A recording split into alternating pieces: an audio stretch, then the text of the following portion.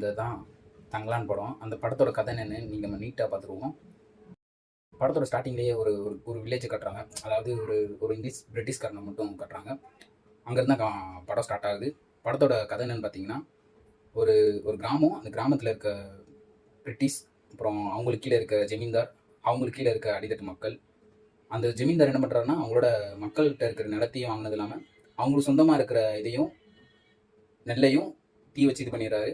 So மக்கள்லாம் ரொம்ப எதிர்ப்பில் இருக்காங்க ஜமீன்தார் மேலேயே. அந்த நேரம் நம்ம ஆளு பிரிட்டிஷ்கார் உள்ள வராரு.